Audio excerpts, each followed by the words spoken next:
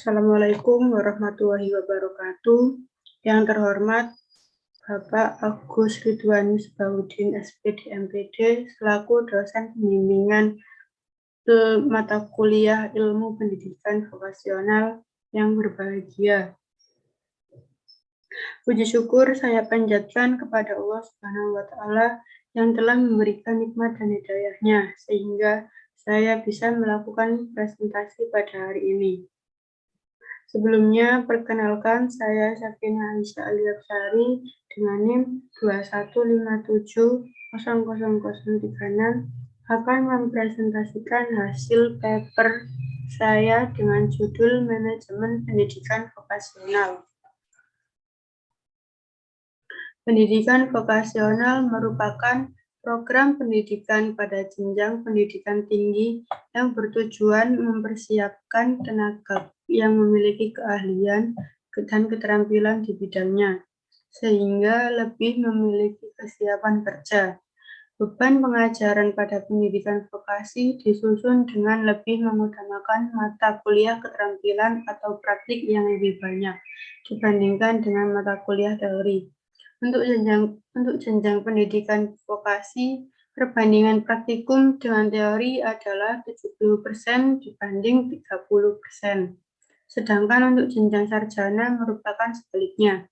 Bentuk penyelenggaraan pendidikan vokasi yaitu program Diploma 1, Diploma 2, Diploma 3, dan Diploma 4, Sarjana Terapan atau STR, Magister Terapan atau MTR, dan Dokter Terapan DTR.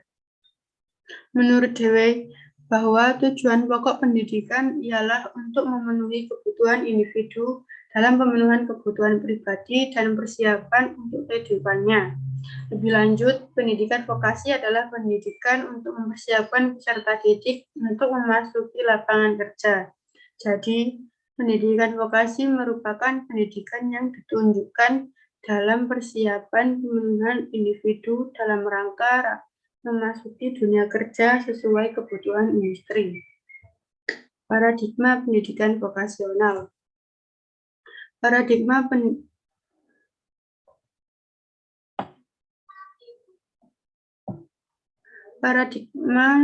pendidikan vokasi sebelum dilakukan revitalisasi pendidikan vokasi lebih menekankan pada proses pembelajaran, baik di SMK atau kursus atau pelatihan, yang kemudian peserta didik wajib mengikuti uji kompetensi yang diselenggarakan oleh lembaga sertifikasi kompetensi untuk lembaga kursus, atau untuk SMK menggunakan lembaga sertifikasi profesi atau LSP yang berada di bawah tanggung jawab Badan Nasional Sertifikasi Profesi atau BNSP, yang berujung pada seorang peserta didik telah berhasil mendapatkan sertifikasi kompetensi. Saat ini, paradigma tersebut telah bergeser dengan dilakukan revitalisasi pendidikan vokasi, yaitu seorang peserta didik baik di SMK atau kursus atau pelatihan atau perguruan tinggi vokasi mengikuti proses pembelajaran atau pola pembelajaran, pengembangan kurikulum, penyediaan sarana dan prasarana, maupun pengembangan kompetensi SDM yang isinya adalah guru, instruktur, atau dosen. Harus mengikuti kebutuhan dunia industri, dan kemudian wajib mengikuti uji kompetensi yang telah diakreditasi dan disertifikasi oleh mitra industri yang relevan. Sehingga karena kompetensinya telah mendapatkan sertifikasi atau pengakuan dari mitra industrinya, maka peserta didik maupun guru, instruktur, atau dosen dapat melakukan pemagangan serta untuk lulusannya dapat bekerja langsung diterima di industri tersebut. Selanjutnya, pemerintah juga melakukan evaluasi terhadap penyerapan lulusan pendidikan vokasi di dunia industri yang mendapatkan pekerjaan 1 tahun setelah lulus.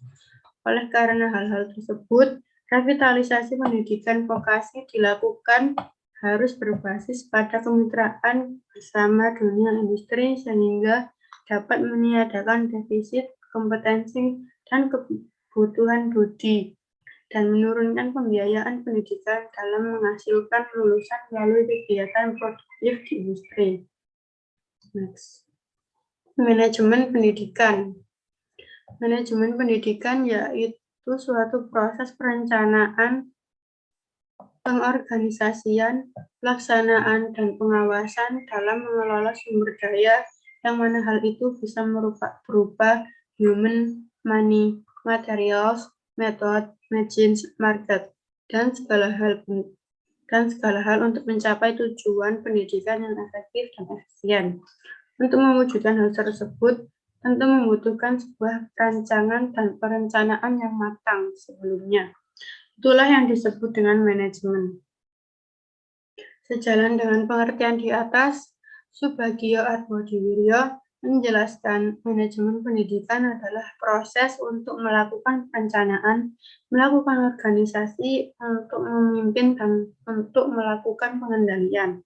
Karena manajemen ini dilakukan dalam dunia pendidikan, maka fokusnya dilakukan oleh para tenaga pendidik serta sumber daya dari pendidikan itu sendiri untuk mencapai tujuan pendidikan.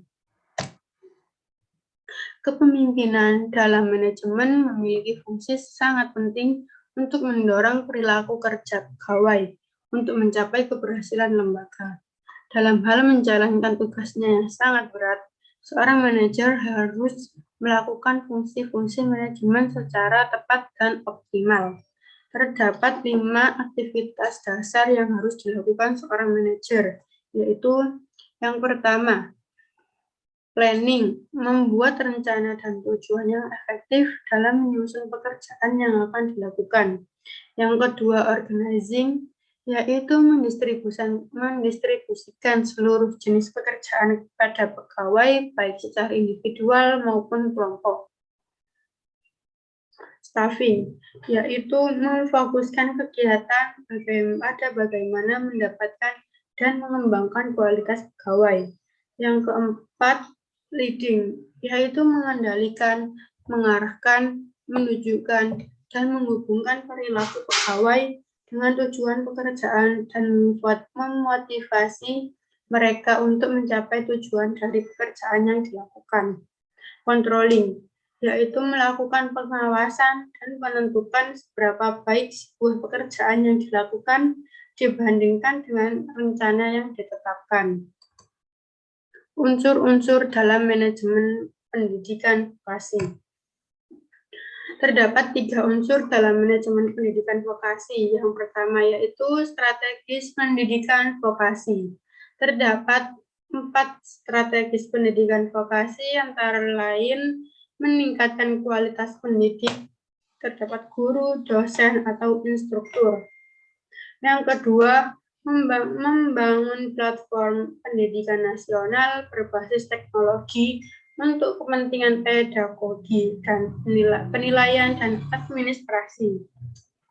Yang ketiga, memberikan insentif atas kontribusi dan kolaborasi pihak swasta di bidang pendidikan. Yang keempat yaitu mendorong kepemilikan sekolah dan otonomi pendidikan kejuruan. Untuk aspek yang kedua yaitu struktur kurikulum pendidikan vokasi. Jenis mata pelajaran yang diajarkan meliputi mata pelajaran wajib berdasarkan kurikulum nasional. Yang kedua, dasar-dasar komunikasi. Yang ketiga, matematika terapan. Yang keempat, komputer. Yang kelima, metode ilmiah. Yang keenam, bahasa Indonesia. Yang ketujuh, bahasa Inggris. Ke-8, project work and entrepreneurship. Yang terakhir, praktek kejuruan. Strategi pembelajaran pendidikan vokasi. Teori yang pertama, teori dan praktek komunikasi atau presentasi dan diskusi. Yang kedua, aplikasi teori matematika dalam kehidupan sehari-hari. Dan yang ketiga, teori dan aplikasi komputer untuk berbagai keperluan. Yang keempat, melakukan penelitian laboratorium atau lapangan. Yang kelima, project work dan praktek kewirausahaan. Dan yang terakhir, praktek kejuruan di bengkel atau laboratorium atau lapangan. Kesimpulan, efektivitas manajemen merupakan model dimensi waktu yang menyeluruh yang mencakup semua komponen sehingga tugas manajemen memelihara komponen-komponen dapat seimbang secara optimal. Efektivitas sangat erat kaitannya dengan berbagai kriteria yang menunjukkan hasil tindakan atau pekerjaan dalam metode tertentu. Jadi, efektivitas berkaitan dengan pencapaian untuk kerja secara maksimal. Pencapaian target yang berkaitan dengan kualitas, kuantitas, dan periode waktu. Tujuan serta prinsip manajemen pendidikan yaitu menciptakan dan memelihara lingkungan di lembaga pendidikan yang baik, maupun mendukung, mempromosikan, dan mempertahankan pembelajaran yang efektif dan efisien. Strategi pembelajaran diterapkan sangat tergantung di mana tempat pendidikan berlangsung. Sekian presentasi dari saya hari ini. Mohon maaf bila ada salah kata dan kekurangan. Wassalamualaikum warahmatullahi wabarakatuh.